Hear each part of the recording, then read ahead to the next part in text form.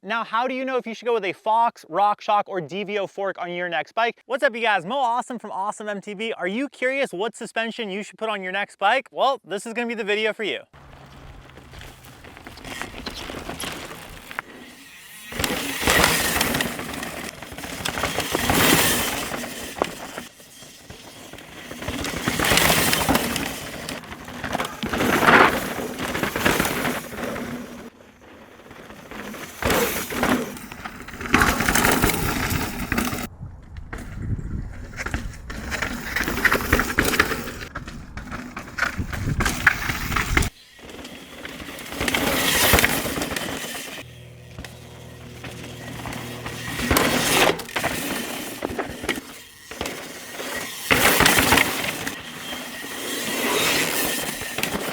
What's up, you guys? Mo Awesome from Awesome MTB. Welcome back to the channel. As you guys know, over the last few months, we've been doing a lot of testing. We actually have a huge project coming up for you guys soon.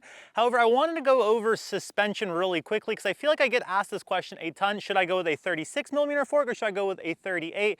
I have been very fortunate enough to spend a lot of time on both 36mm as well as 38s and 34s for our XC shootout. But yeah, a ton of suspension from different brands too. So I've been on DVO, I've been on Rockshox, I've been on Fox, I've been on the newest dampeners, I've been on the old dampeners, tested out the brand new Fox 36 X2 grip dampener, I've tested out the new Rockshox Lyrik with the Buttercup, I've also tested out the Rockshox Zeb, which is actually a 38mm fork from Rockshox. Once again, you guys, there's so much amazing suspension out there, so it can be a little bit overwhelming when you're in the market for new suspension and determining which one you should get. I want to share this information with you guys so you guys can make the right decision on your next mountain bike suspension. All right, so really quickly, this has been my personal test bike for the summer. This is the Ari Delano Peak, and on this bike, I actually put the new DVO Diamond 36 up front. That's the new D1 SL dampener from them, and this fork has been amazing. I have Duke racing wheels on here. These are actually the Crazy Jacks, which are a super lightweight carbon wheel set from France. They're about 1350 grams for trail and enduro. Me personally, I think a lot of people tend to get more fork than they actually need, and I actually think it does affect ride quality. I feel a lot of people would just go straight to a 38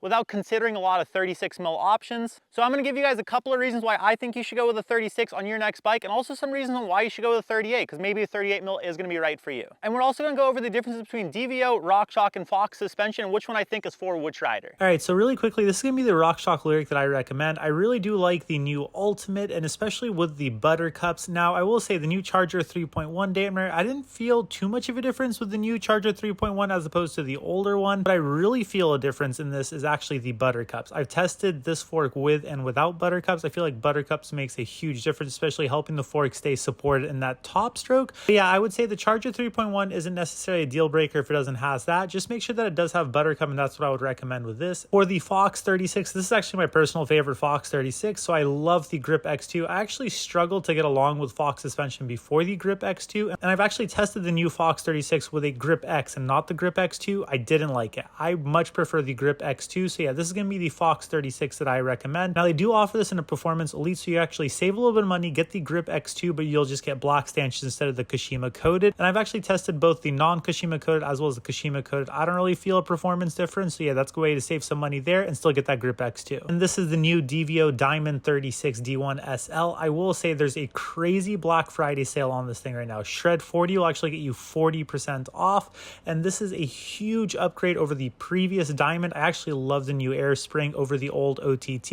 and yeah, they really did crush it. And yeah, Shred 40 gets you 40% off right now. So the first reason I think you should go with a 36mm fork is going to be trail feedback. I feel like with 36mm forks, and that's going to be the stanchion diameter, like the DVO Diamond 36, the Fox 36, or the Rockshox Lyrik. I believe the Lyrik's technically a 35, but we're going to put in 36. I feel like those forks have a little bit more trail feedback. It doesn't feel like the trail is completely muted. You still get that stiffness that you want.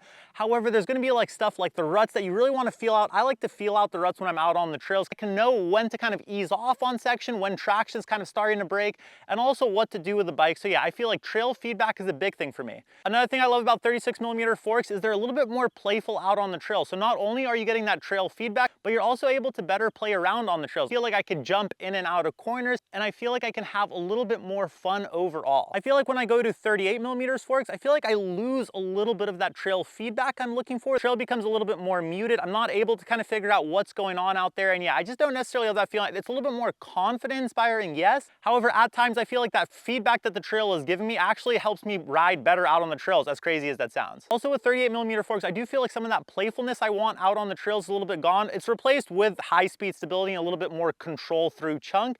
However, I do feel like you lose a lot of that nimbleness you want. I feel like on trail bikes and even enduro bikes, some of that playfulness actually helps you go faster because you're able to kind of better gap into sections, jump out of sections. And yeah, I feel like playfulness isn't necessarily a bad thing. And I do feel like 38mm forks sometimes tend to mute the trail to where you don't have that. Another reason I love 36mm forks is actually for climbing. I'm a big climber. I feel like anyone who knows me knows that. I like big days in the saddle. Now, don't get me wrong. I still like to find the gnarliest downhills in an area. However, I still want to put big days in the saddle. I feel like with 36mm forks, I just have a little bit more control of the front end of my bike when I'm picking my lines. And you don't have kind of like an overbearing feeling from the front end. It feels like you can't get that front end of the bike up over sections. But just in general, I feel like 36mm forks just feel a little bit lighter up front. Obviously, they're going to be a little bit lighter.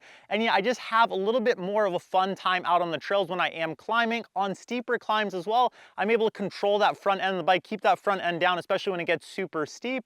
And yeah, I just like the climbing profile that 36mm forks provide. I do feel like with 38mm forks, like I said, the front end gets a little bit heavier. You sacrifice a little bit in terms of line control on technical climbs, as well as steeper climbs. I just feel like it's more to keep down in the front end. And yeah, I prefer 36mm forks for climbing, but I think that's obvious. The thing that I absolutely love about 36mm forks is they feel so good nowadays. It used to be like, okay, let's go with the 38mm forks because suspension technology wasn't necessarily where it's at now. However, I feel like currently, like the new Fox 36 Grip X2 dampener, the new Rockshox Lyrik Buttercups, and especially the new DVO Diamond 36 with their SLD1 dampener, suspension technology has never been better. Forks are feeling so much more controlled throughout the entire travel. I feel like bottom out is a lot more controlled nowadays, as well as the plushness of the fork. I really do feel like if you take a current 36 and compare it to a 38mm fork from say 3 years ago, 36mm forks today are going to be more capable than older 38mm, purely because internally I feel like suspension technology has gotten so good. So yeah, that's another reason why I feel like I can get away running a 36mm fork in somewhere say like British Columbia or even out here in Laguna. I feel like technology with suspension has gotten to a point where 36mm forks are super capable out on the trail. Now, where do I think you need a 38mm fork? I think if you're trying to prioritize trail confidence, obviously the 38mm fork is going to give you more trail confidence than the 36, especially if you're just focusing on going straight and fast